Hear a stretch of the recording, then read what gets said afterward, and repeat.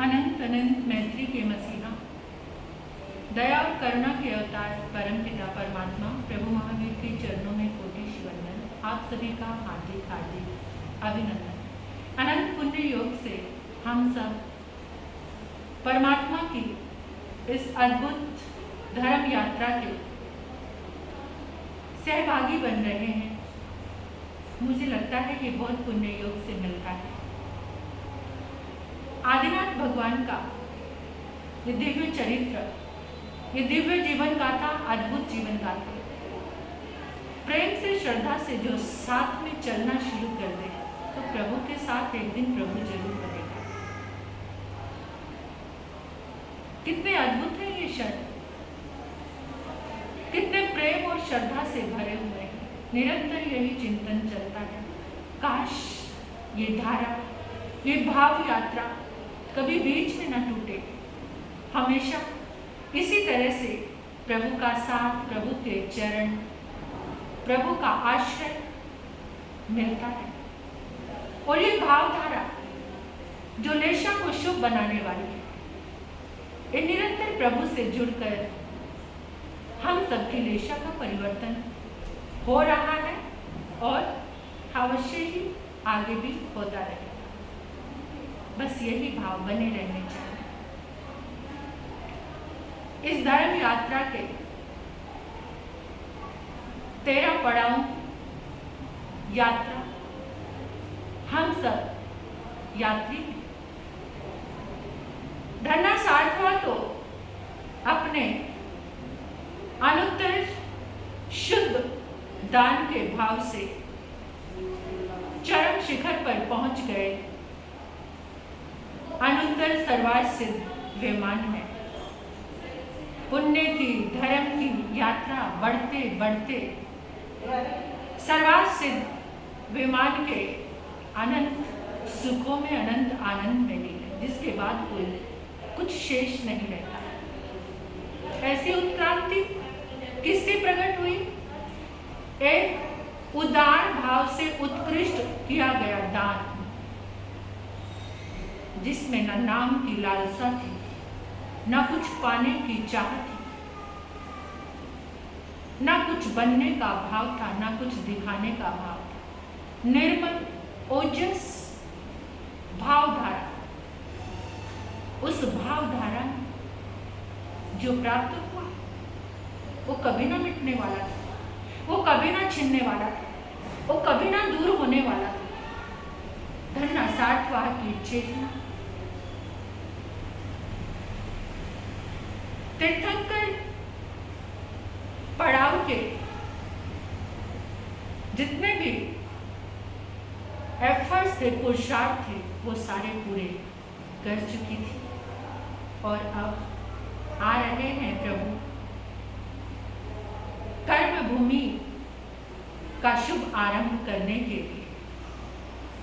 अकर्म भूमि को कर्म भूमि बनाने के लिए, भोग भूमि को योग भूमि बनाने के लिए। और आ गया वो समय। 33 सालों के आयु को पूर्ण करके वज्रनाभ की चेतना जम्बू द्वीप के भरत क्षेत्र में तीसरा आरा, जिसका 1/3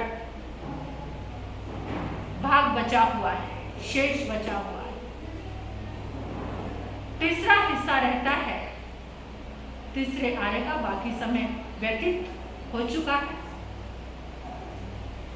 युगली उत्कृष्ट भोग, और उसमें आप जानते ही हैं अवसर्पणी काल का तीसरा आरा और उसका तीसरा भाग बचा हुआ है। प्रभु की चेतना अब प्रभु बन गई है। धन्ना सार्थवा की चेतना प्रभु बनकर काल की गणना में आप जानते हैं 2 काल चक्र हैं। ये आरे के 6 आरे का एक काल चक्र है। उत्सर्पणी और अवसर्पणी।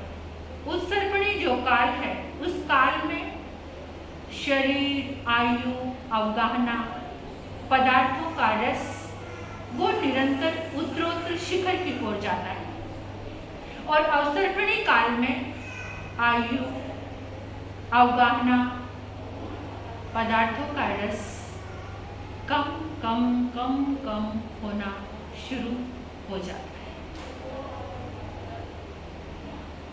जैसे दिन और रात घूमते हैं, ऐसे ही ये आरो का चक्र चल रहा है युग का। पहला जो आरा है वो सुखमा सुखमा, जिसमें सुख ही सुख है। दूसरा आरा सुखमा, तीसरा आरा सुखमा दुखमा, चौथा आरा दुखमा सुखमा और पांचवा आरा है जो ये वर्तमान में चल रहा है, ये दुखमा, जिसमें दुख की अनुभूतियां ज्यादा है। सुख की तो कोई हवा कभी टच करती होगी थोड़ी, बाकी दुख ही दुख है। छठा आरा जिसमें केवल दुख ही दुख है। जो नर नारी भोग भूमि में जन्म लेते हैं वहाँ केवल सुख ही सुख होता है। सुखमा सुखमा जो आरा है वहाँ केवल सुख ही सुख है। जब तक युगलियों का जीवन रहता है उसमें सुख ही सुख होते हैं, क्योंकि कोई युगली मर करके कभी नरक में नहीं जाता है, क्योंकि उनके कषाय बहुत मंद होते हैं। बिल्कुल नरक दिलाने वाला, दुख दिलाने वाले ये कषाय हैं। क्रोध, मान, माया, लोभ है, ये उनके पास नहीं होते। लेश मात्र होता, उनकी अनुभूति नहीं होती उनके पास। उनको क्रोध आता नहीं, अहंकार कभी आता नहीं, इतनी सरलता है, छल का नाम भी नहीं पता। लोभ कभी होता ही नहीं किसी भी चीज का। युगली हमेशा देवलोक में ही जाते हैं। उनका जो श्वास है ना, श्वास से भी कमल के फूल जैसी सुगंध आती है। श्वासोश्वास भी उनका बहुत सुगंधित होता है। वे मृदु होते हैं, भद्र होते हैं, विनीत होते हैं, सरल होते हैं, ये उनके गुण होते हैं। और युगली अपने साथी के साथ अखंड जीवन व्यतीत करते हैं, बीच में किसी का वियोग नहीं होता। निरोगी होते हैं, उनके अंदर भोग की इच्छा भी बहुत कम होती है। जिस समय आयु के 15 महीने शेष रहते हैं उस समय वो युगली जो होती है गर्भवती होती है और एक युगल को जन्म देती है। 49 डेज में युगल चलना फिरना शुरू कर देते हैं, अपने आप पर डिपेंड हो जाते हैं। उनके पास मोह भी नहीं होता, जैसे हम सब मोह से बंधे होते हैं, उनके भीतर में मोह लेश मात्र भी नहीं होता। छींक आती है, उबासी आती है और बड़ी सहजता से आयुष्य पूर्ण हो जाता है। और उनके शरीर की अंतिम क्रिया भी देवता करते हैं। उस क्षेत्र के जो देव होते हैं वो उनकी क्रिया करते हैं, यानी समुद्र में विसर्जित कर देते हैं उस काया को, क्योंकि उनको पता ही नहीं कि किस तरह से संस्कार करना है। कुछ भी तो कर्म नहीं है, अकर्म भूमि है वो। तो ऐसे प्रथम, दूसरा, तीसरा, इसमें थोड़ा थोड़ा उनकी आयु, जैसे प्रथम जो भोग भूमि है उसमें 3 कोस की अवगाहना होती है, 3 पलोटों की आयु होती है। फिर दूसरे आरे में थोड़ी कम हो जाती है, तीसरे आरे में थोड़ी कम हो जाती है और फिर कल्प वृक्ष की जो शक्तियां हैं वो भी घटने लगती हैं। उनके लोगों के बीच में संघर्ष होना शुरू हो जाता है। उस संघर्ष में व्यवस्था करने के लिए 15 कुलकर आते हैं। 15 जो कुलकर आते हैं वो सभी एक परिवार से बंधे हुए हैं। स्टेप बाय स्टेप वो कुलकर बन जाते हैं, यानी कुलकर एक समूह होता है जो पूरी व्यवस्था देखता है। संघर्ष में उनको जीना सिखाता है कि थोड़ी चीज़ है तो थोड़ी में गुजारा करो। और वो लोग इतने अच्छे होते हैं, एक बार समझाया ना तो किसी चीज़ की होती नहीं, बस हाँ हाँ होती है वहाँ पर। इतनी उदारता से उसे हाँ में, और आप ये जो हाँ शब्द है यस, यानी ये एक यूनिवर्सल ट्रूथ है। जब जब भी जिस काल में जिस आरे में इसे अपनाया जाता वहाँ संघर्ष नहीं होता। घर की स्थिति देख लो आप कि घर में अगर सब लोग हाँ हाँ करने वाले हो तो उस घर में कभी कोई दुख नहीं आता, कोई तकलीफ नहीं आती, कोई संघर्ष नहीं होता। संघर्ष सारा नाम है, ना कि नेगेटिविटी एनर्जी जब आती है अंदर तो वहाँ दुख ही शुरू होता है। सपोज जैसे आपने अपने बेटे को कहा कि वहाँ जाकर पेमेंट ले आना और उसने कहा दिया नहीं मेरे बस की बात नहीं, आप खुद ही चले जाना, तो आपके मन में कितनी खिन्नता और कितना दुख हो जाएगा। अगर बेटे ने कह दिया हाँ हाँ यस पापा, क्यों नहीं, आप चिंता ना करो मैं चला जाऊँगा, तो उसमें मन में सुकून, वो सुख। यानी वहाँ पर भी वो जो युगली थे कुलकर उनको जो व्यवस्था देते थे, 5 जो कुलकर, और उनकी दंड व्यवस्था कैसी होती थी, जैसे 15 कुलकर है, 14वें कुलकर नाभि राजा थे और 15वें कुलकर आदिनाथ भगवान थे। तो पहले के जो 5 कुलकर हैं उनमें दंड व्यवस्था में सिर्फ एक शब्द बोला जाता है, हकार। यानी किसी ने गलती की और उन्होंने कहा हाँ तुमने ऐसा किया, तो उसी समय वो सोचते थे कि मुझे बहुत बड़ा दंड मिलेगा हाँ कहने से, और उसी समय हाथ जोड़ देते थे। और अगले 5 कुलकर उनकी दंड व्यवस्था थी मक्कार, वो मक्कार कहते थे। तो वहां से यानी माँ शब्द से ही दंड निर्धारित था। माँ कहा इसका मतलब वो समझ जाते थे कि मुझसे कोई गलती हुई है, उसको सुधार लेते थे। और लास्ट के 5 कुलकर उनके यहाँ धिक्कार, उनकी दंड व्यवस्था में एक शब्द आता था धिक्कार, धिक। ऐसे धिक कहा तो उनको लगता था मुझसे बहुत बड़ा गुनाह हो गया और वो उसको सुधार लेते थे। तो ऐसे 15वें कुलकर ऋषभ देव भगवान हुए। अब ऋषभ देव भगवान का अवतरण कैसे, अश्वनी काल के तीसरे आरे के 83 लाख पूर्व और 89 पक्ष शेष रहे। तो उस समय आषाढ़ मास के कृष्ण पक्ष की चतुर्दशी को जब उत्तराषाढ़ा नक्षत्र में नाभि कुलकर की पत्नी मरुदेवी की कुक्षी में वज्रनाभ का जीव 33 सागरोपम की आयु पूर्ण करके सर्वात सिद्ध उत्कृष्ट विमान से हंस रूपी मान सरोवर के अंदर उतरा। यानी कल्प वृष्टि सघन छाया में माता मणिदेवी सोई हुई थी। सुखपूर्वक अकस्मात अचानक तीनों लोग ज्योतिर्मान हो जाते हैं। सभी जीवों को एकदम सुख की अनुभूति हुई और मरुदेवी माता को सुख की अनुभूति हुई। मरुदेवी माता सोचती है ऐसा सुख मुझे इससे पहले कभी फील नहीं हुआ, ये सर्वोत्तम सुख। उसी समय उनको 14 स्वप्न आते हैं।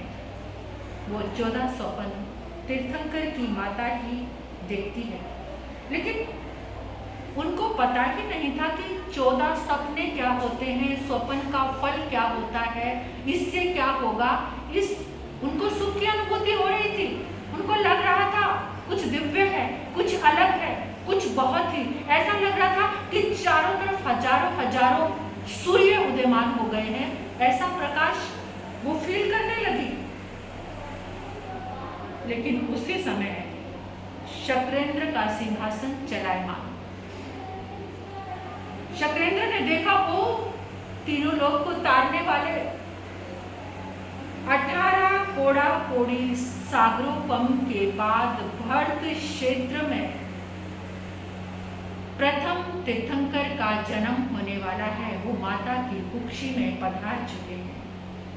उसी समय शक्रेंद्र मरुदेवी माँ के पास आते ही नमो तुभ्यम रैण कुक्षी धारी, हे रतन कुक्षी को धारण करने वाली माँ, आपको मेरे कोटि कोटि प्रणाम। 72 स्वप्न कहे गए। 72 स्वप्नों में 30 स्वप्न उत्तम स्वप्न है। और 1454 अति उत्तम है। तीर्थंकर की माता ये अति उत्तम 1454 देखती है।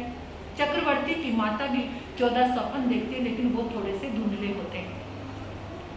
वासुदेव की माता 7 सपने देखती है, बलदेव की माता 4 सपने देखती है, और मांडलिक राजा की और साधारण साधु साध्वी की माता भी एक स्वप्न देखती है। मरुदेवी माता ने ये 14 स्वप्न देखे। शक्रेंद्र महाराज ने आकर 14 स्वप्नों की महिमा गरिमा, उसका फल नाभि राजा और मरुदेवी माता को बतलाया। सब बहुत खुश हो गए। उन्होंने बताया कि आप इस जग को तारने वाले, धर्म चक्रवर्ती की माता बनने वाली, आपकी कुक्षी में इस भरत क्षेत्र में तीर्थ को स्थापित करने वाले पहले तीर्थंकर भगवान का आगमन हुआ है।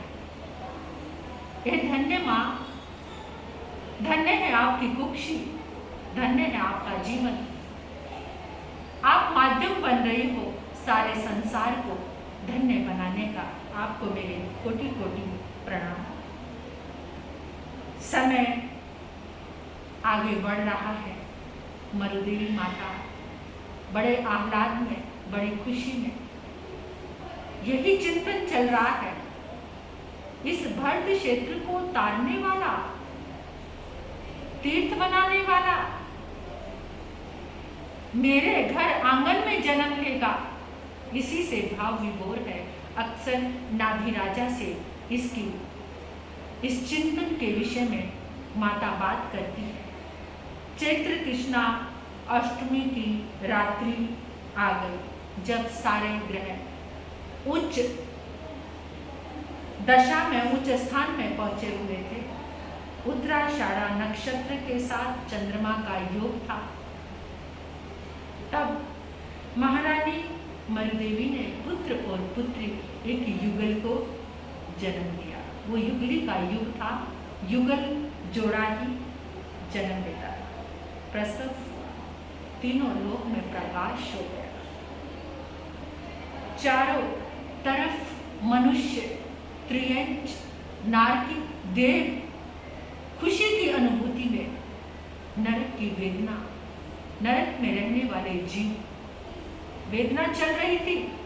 लेकिन परमात्मा के सुख के पुद्गल इतने ज्यादा शक्तिशाली थे, दुख चलते चलते भी वेदना महसूस न हुए। तीर्थंकर ऊर्जा आज भी इस ऊर्जा को ग्रहण करके हम सब अपने भाग्य को बदल सकते हैं। जो भाग्य में नहीं है वो प्राप्त कर सकते हैं। शुभ प्रमाणों का चारों तरफ प्रसार हुआ। गगन में गर्जना हो उठी। मंद मंद पवन चलने लगा। सारा कचरा दूर हो गया। धरती का कचरा। जब प्रभु धरती पर अवतरण लेते हैं तो सारा कचरा हट जाता है। जब वो दिल के आंगन में आते हैं तो दिल में कचरा कैसे रह सकता है, मन में कचरा कैसे रह सकता है। सारा कचरा साफ हो जाता है। ऐसे प्रभु के पुद्गल जब अंतर हृदय को स्पर्श करते हैं, उसी समय अधोलोक से दिशा कुमारियों का आगमन हुआ। भोगंकरा, भोगवती, सुभोगा और भोगमालिनी आदि देवियों का आगमन होता है और वो आते ही रतन कुक्षी माँ को प्रणाम करती हैं। तुम्हें नमस्कार है हे रतन कुक्षी माँ, हे पुण्यशाली माँ, तुम धन्य हो जिसने जगत के दीपक हो, जगत मंगलकारी को, जगत बंधु को, जगत हितकर को, जगत चक्षु को, जगत के मार्गदर्शक को, धर्म चक्रवर्ती को, पुरुषोत्तम पुरुष रतन को जन्म दिया है। कोटि कोटि प्रणाम। हम दिशा कुमारियाँ जिनेंद्र भगवान का जन्म उत्सव मनाने आई हैं। आप हमसे भयभीत ना हो।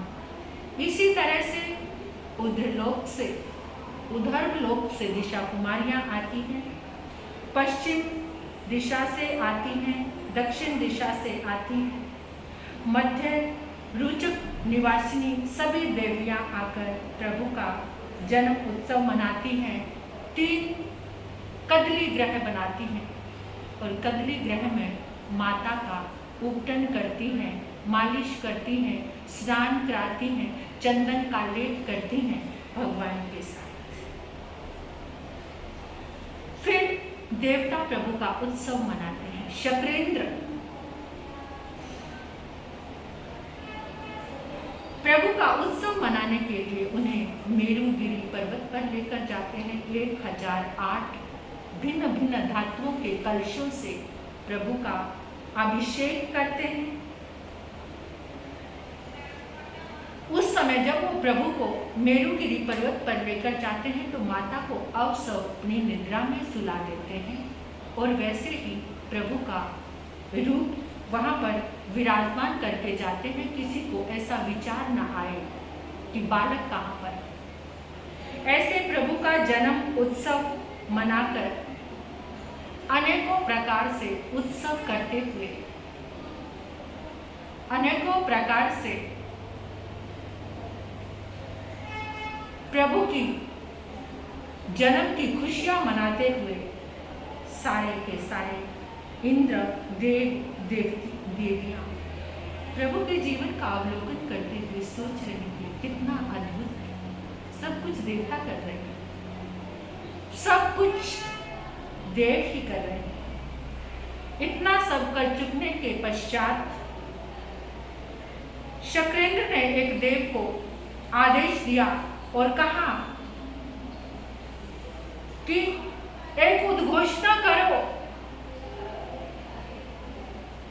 तीर्थंकर उन्होंने उद्घोषणा क्या की कि तीर्थंकर भगवान और उनके माता पिता का कोई भी अमंगल चिंतन ना करे। सब सुनो, देव दानव मानव सभी सावधान होकर सुनो। प्रभु का, उनके माता पिता का कोई भी अगर अमंगल चिंतन करेगा तो शक्रेंद्र की ओर से उसे बहुत बहुत दंड मिलेगा। इस उद्घोषणा को सुनकर सभी भगवान और उनके माता पिता को धन्य धन्य कहने लगे और एक अच्छी ऊर्जा का, मंगलकारी ऊर्जा का चारों तरफ प्रसार होने लगा। युग युग को तारने वाले, युगांतर में धर्म की स्थापना करने वाले प्रभु पधार चुके हैं। अंत में देव देवियों ने नंदीश्वर द्वीप में जाकर अष्टानी प्रभु के जन्म का उत्सव मनाया। शक्रेंद्र जब प्रभु का जन्म उत्सव मनाने आए थे तो उसी समय उन्होंने प्रभु के अंगूठे में अमृत रस भर दिया था, क्योंकि तीर्थंकर कभी भी माता का स्तनपान नहीं करते, माता का दूध नहीं पीते। जब भी उनको भूख लगती अपना अंगूठा, पांव का अंगूठा मुंह में डालते और उनकी तृप्ति हो जाती। मरी गई माता को महान आश्चर्य हो रहा था, माता का दूध प्रभु नहीं पी रहे थे और वो आश्चर्यचकित होकर पुत्र को देखती रही। उसी समय शक्रेंद्र ने 5 अप्सराओं को प्रभु की सेवा में नियुक्त कर दिया। पहली उनको स्नान कराती, दूसरी उनको वस्त्र पहनाती, तीसरी उनका गहनों से श्रृंगार करती, चौथी उनको टॉयज से, तरह तरह के टॉयज खिलौनों से खिलाती और 5वीं उनको अनेकों तरह से भ्रमण कराती। इस तरह से सब उनका लाड लड़ा रही थी और प्रभु बढ़ने लगे। सभी एक बात और घटित हुई थी जिसमें प्रभु का जन्म हुआ। जो युगली थे वो कल्प वृक्षों से मांग कर, जो उनको जरूरत होती थी वो मांगते थे, तब कल्प वृक्ष देते थे। लेकिन उस दिन क्या हुआ? प्रभु के जन्म के समय सारे कल्प वृक्षों ने अपने आप ही मधुर मधुर फल फूल देने शुरू कर दिए, बरसात होने लगी और सब के सब युगली देखकर हैरान हो गए। आज अचानक ये क्या? इस बच्चे के जन्म से कल्प वृक्ष इतनी खुशियां मना रहे हैं, जरूर ये सबको खुशी देने वाला है। उसी समय प्रभु ने जब उनका जन्म उत्सव देवी देवताओं ने मनाया तो नाभि राजा ने सभी कुलकरों को बुलाया, सभी युगलियों को बुलाया। युगलियों को बुलाकर कहा कि अब हम बालक का नामकरण करेंगे। पहले सब बालक को देख रहे थे। बालक के साथ एक बच्ची का जन्म भी हुआ था। प्रभु के साथ एक बच्ची का जन्म भी हुआ था। सबने उस बच्ची को देखा।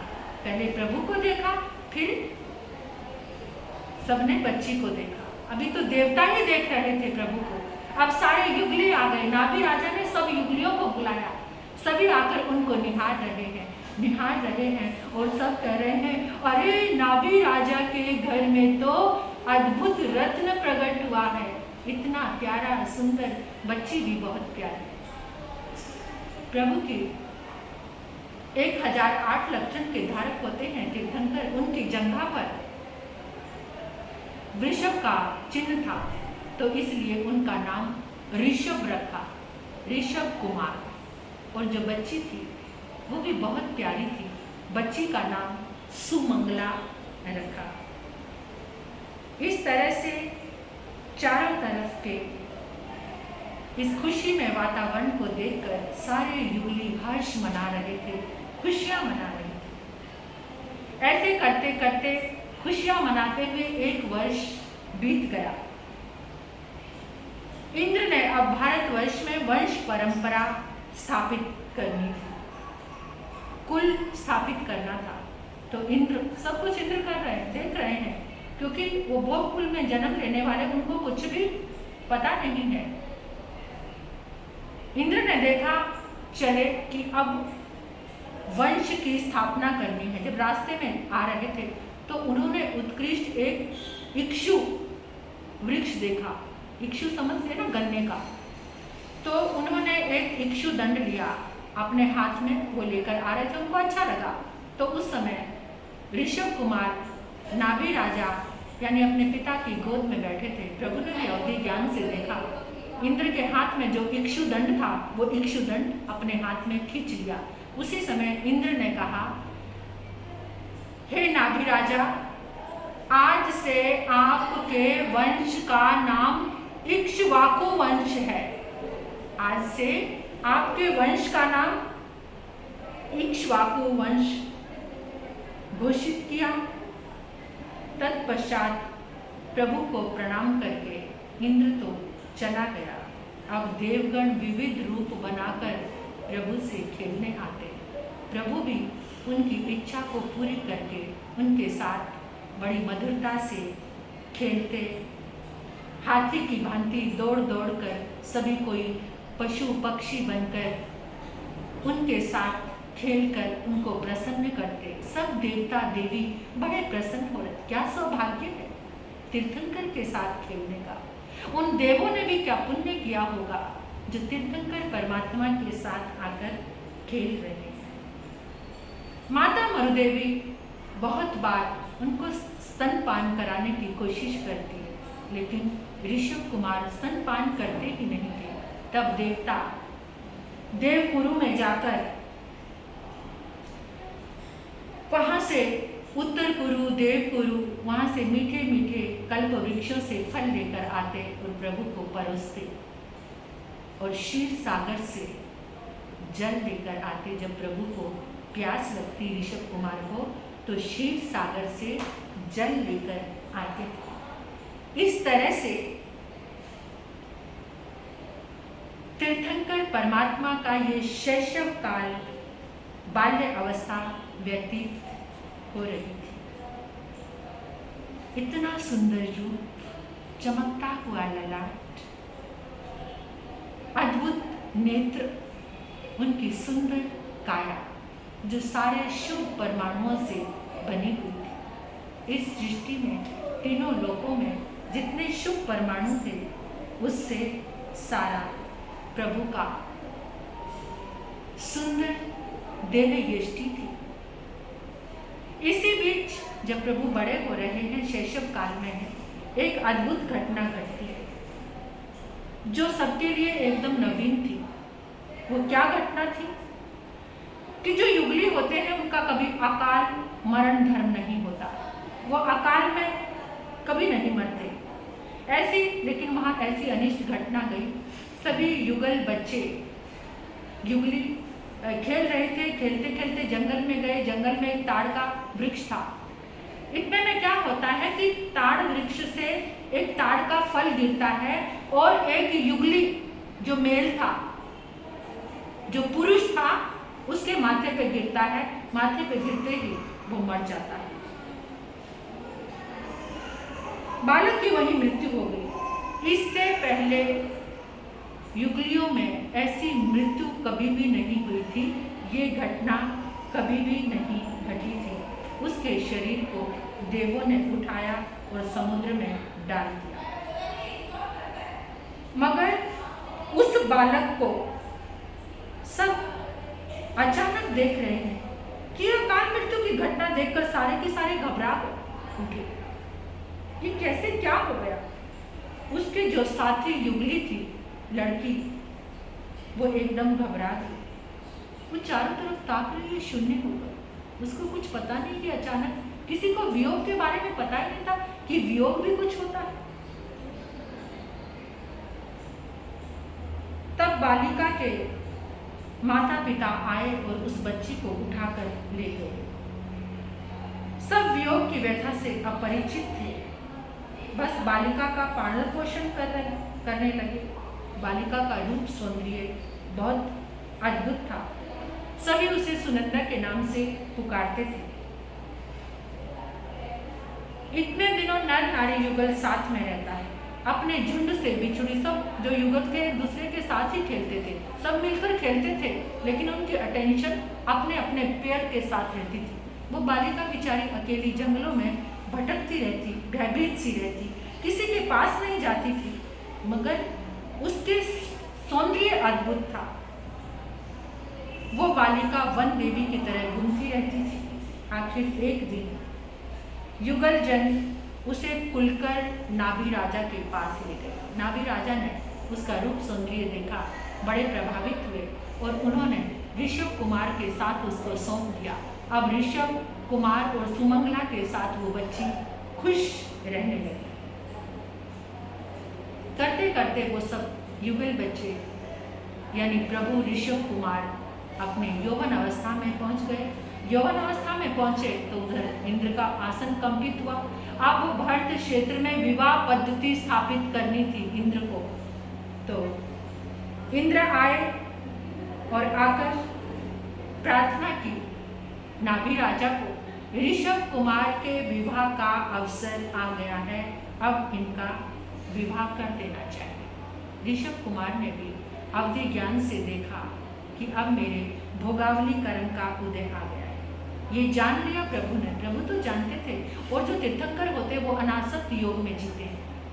अनासक्त योग में ही सारा भोग भोगते, उनकी कोई आसक्ति नहीं होती। जैसे पका हुआ नारियल होता है ना, वो अपने खोल से कितना दूर रहता है, इसी तरह से खोल के बीच में भी रहकर ऋषभ कुमार उन सब से अलग थे। अनासक्त योगी होते हैं तीर्थंकर, वो किसी भोग में लिप्त नहीं होते। लिप्त भोग तो भोगते हैं पर अनासक्त भाव से। तो प्रभु भी इंद्र की प्रार्थना के सामने मौन रहे, और मौन जो होता है वो यस यानी हाँ का सूचक होता है।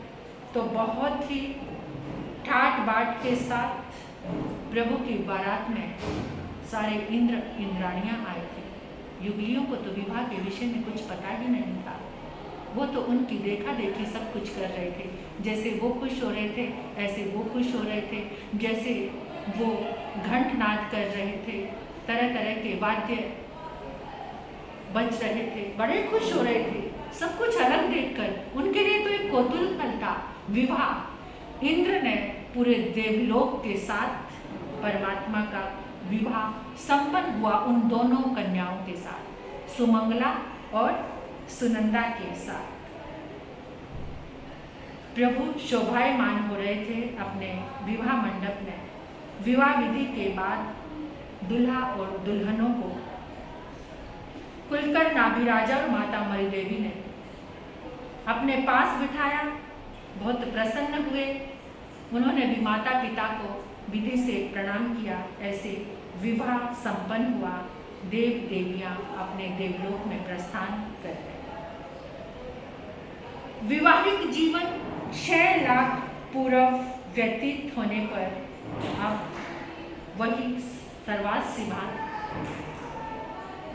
सिद्धि विमान में बाहु और पीठ उन दोनों का आयुष्य पूर्ण होता है और वो सुमंगला की कुक्षी में आते हैं। फिर उनका सुमंगला की कुक्षी में से दोनों का जन्म हुआ। जो पुत्र था उसका नाम भरत रखा और जो पुत्री थी उसका नाम ब्रह्मी रखा गया। तत्पश्चात उसके बाद सुबाहु और पीठ का भी च्यवन वहाँ से होता है और वो भी सुनंदा की कुक्षी में पधारते हैं। बाहुबली और सुंदरी का जन्म होता है।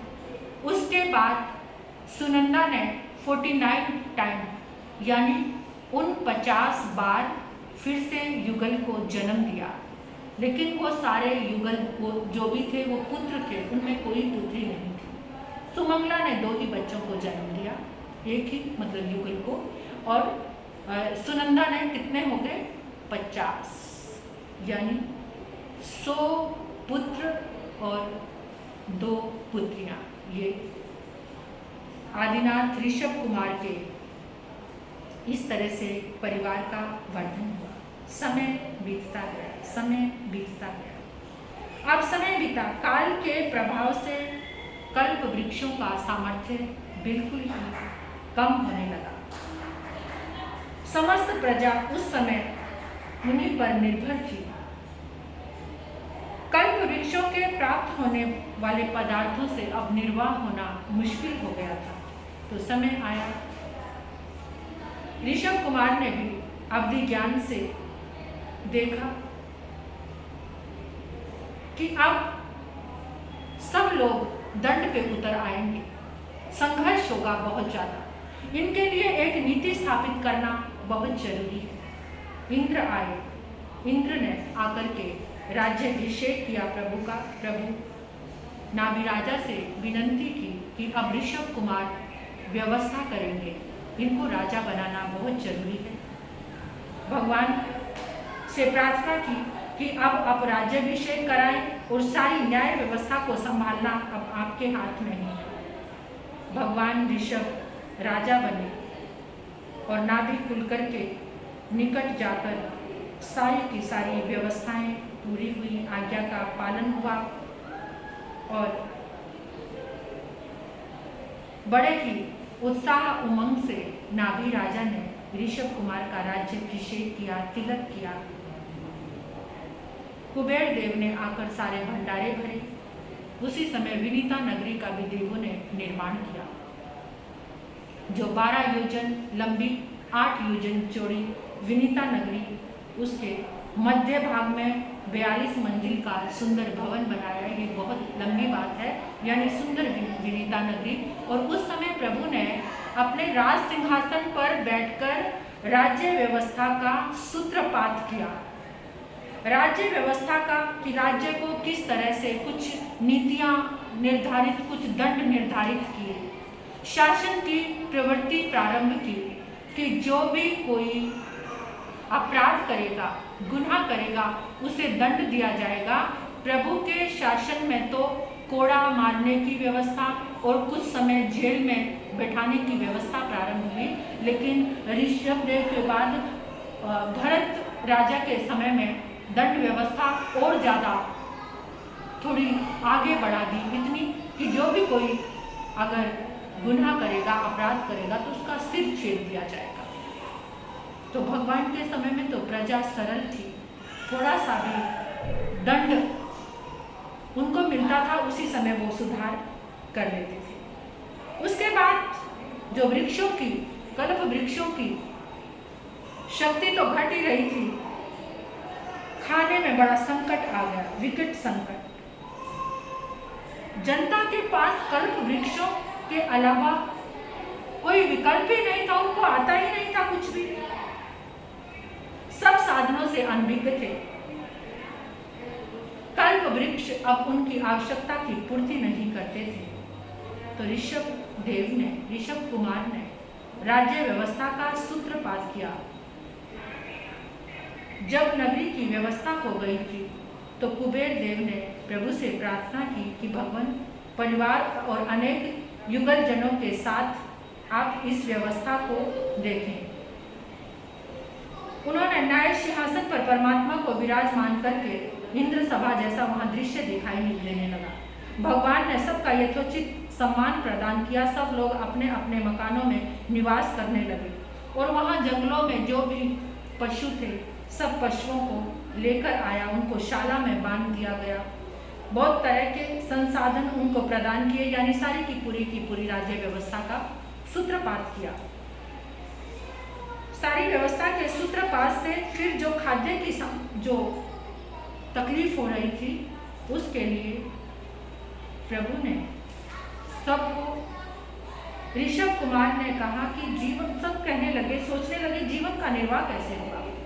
कंद मूल, फल फूल, मृतिका आदि को जिसको भी हाथ लगाते वही भक्षण करके अपने पेट को शांत करते थे। जो भी मिलता है, मिट्टी भी खाते थे, लेकिन उस समय की मिट्टी में बहुत रस होता था।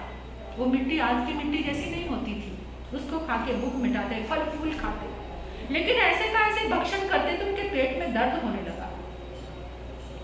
सारी परिस्थितियों पर विचार करके प्रभु ने कहा कि जो 24 प्रकार का उन्होंने धान्य उगाना सिखाया कि जो धान्य उगा है इसी को खाओ।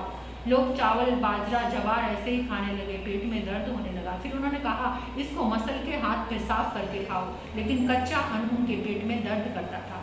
फिर प्रभु ने कहा कोई बात नहीं, इसका भी एक दवाई खोजेंगे। तो उन्होंने, एक समय ऐसा आया कि जो वातावरण ना ज़्यादा रूखा था और ना ज़्यादा स्निग्ध था, उसमें उन्होंने अग्नि प्रकट की, बांस से और पत्थर से।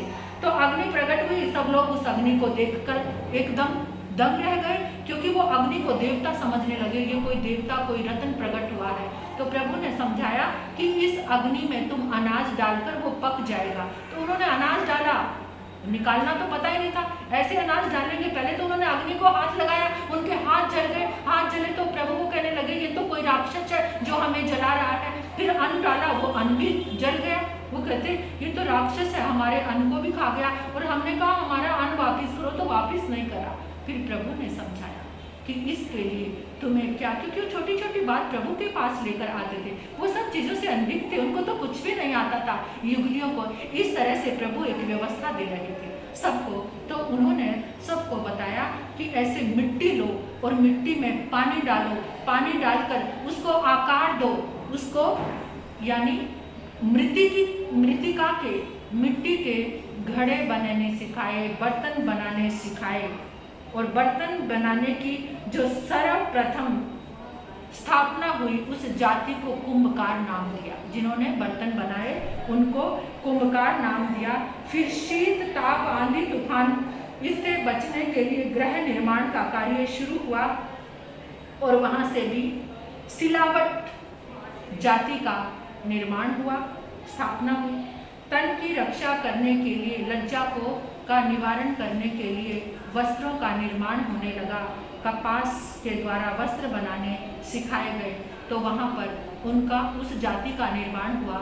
फिर बाल बड़े हुए हैं, नाखून बड़े हुए हैं, उनको काटने वाले तैयार किए, तो नापित यानी नाई जाति का निर्माण किया। इस तरह से प्रभु ने मुख्य 5 शिल्प स्थापित किए, 5 शिल्पकार स्थापित किए। फिर उग्र कुल, भोग कुल, राज्य कुल, क्षत्रिय कुल, इन कुलों की भी बहुत विस्तार है, ये इनकी स्थापना की। और इस प्रकार आजीविका के पूरे साधन, कैसे रहना है, कैसे उठना है, कैसे सोना है, कैसे खाना है, ये पूरी की पूरी व्यवस्थाएं आजीविका की प्रभु ने प्रदान की। और उन्होंने उनकी जो पहली पुत्री थी ब्राह्मी, उसने ब्राह्मी लिपि यानी 18 प्रकार से लिपियां सिखलाई।